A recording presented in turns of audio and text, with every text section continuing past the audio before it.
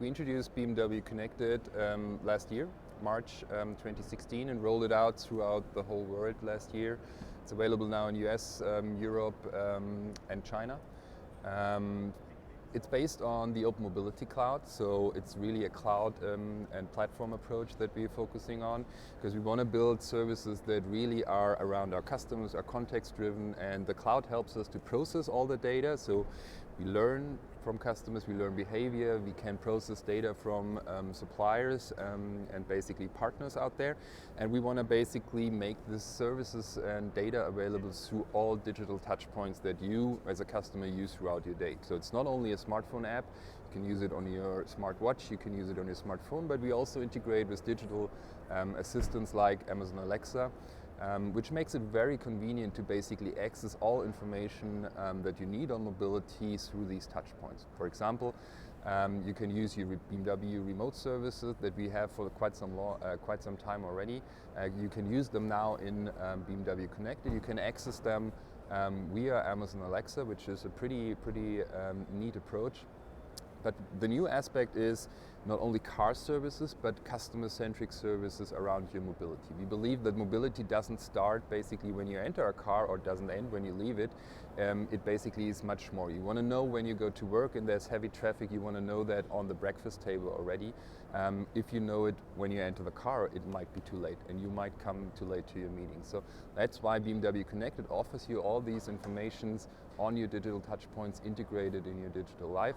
You get notifications on when to leave to be on time for your next trip. It's automatically basically processed in the Open Mobility Cloud based on real-time traffic information. You get notifications when to leave. You can basically transfer destinations to your in-car navigation system seamlessly. When you enter the car, the next trip shows up in your navigation system. And with the new 5 Series, we also introduce 2 new services with BMW Connected. One service is remote 3D view. You get a 3D picture, 360 degree of your car. You can remotely access it via the app, and you can see the status of your car. If there's an accident or something happened, you can basically see the status on your phone. And the other service is basically a deeper integration in the car navigation system. So you have all the information of the mobility agenda, as we call it, your next trips, your appointments, everything that you need to know shown in the in-car display. The same information you have on your smartphone is now integrated in your car. You get recommendations in the car around your destination, parking, fuel stations. You can search for them. So that's a very, very good approach in basically bringing both worlds together, the car basically and the integration of digital services in the car and making those services also available in your digital life. We will also be working on integrating with intelligent personal assistants. I think the first step with Amazon Alexa integration is a big step, but there's so much potential with all these services coming up. And we are looking intensively what we can do with these partners to work on a richer integration. You saw something at CES where we showed a vision of how this could look like in the future, to have Amazon Alexa, for example, integrated in your car. You can order food, for example, via Amazon or some other stuff. So I think there's a lot of potential in working together with these partners and creating this rich experience inside and outside the car.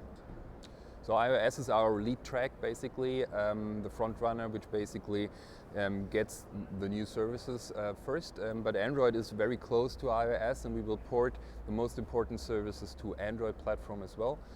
We launched Android last year in October, so that's a little bit later than iOS. It's a little bit behind, but we're working to really port the services that are important to our customers and frequently used to Android as well, and make it specific to the Android experience. You can do something with Android that iOS doesn't support, so we don't just copy-paste it. We really want to make it intelligent and basically make the most out of the Android experience for our customers. If we take a look at the upcoming 2-3 years, I think what will be interesting inside the car will be really how personal digital assistants will play with or will be integrated inside the car, which role they will play inside the car. That's something we're working on intensively. Another area where we take a very intense look is how the Internet of Things and connectivity to Internet of Things, how that will affect the car and how we basically can integrate or make the car an integrated part of the IoT. So that helps our platform a lot, because the platform approach gives us the opportunity to integrate with other systems very easily, being very flexible on that one, and opening up the platform to work with other systems gets us really the freedom to move that forward. And then the car becomes an integrated part of the Internet of Things and can communicate to different items. Is it smart home, or is it traffic infrastructure, traffic lights, for example? There can be some very interesting use cases you can make out of that. And that really is our vision, to make the car part of your digital life and make mobility an integrated part of your digital life. I think that's a very strategic question, because you need to basically get a certain amount of developers to work for your app store. Currently, we don't think that's the right approach. We have third-party apps, as we call them, already available with our BMW A4A system. It's called Apps for Automotive. That's our BMW approach of how to integrate apps in our car. You can use Spotify, for example. It's a deep integration.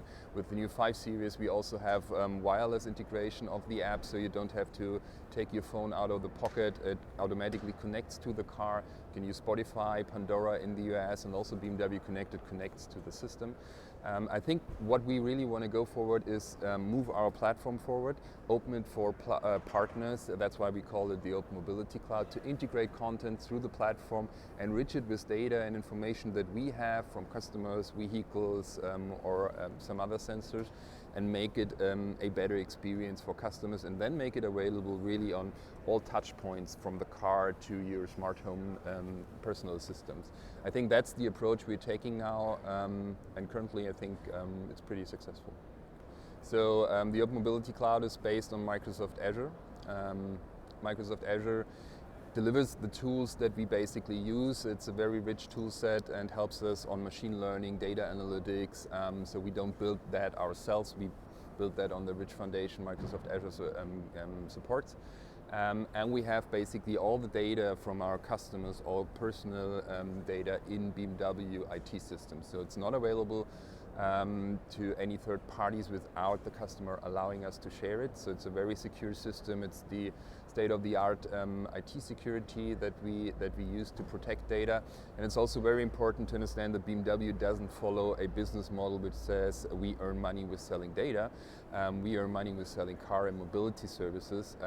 So we don't have any interest to share data with other parties without the customer giving up permission to do.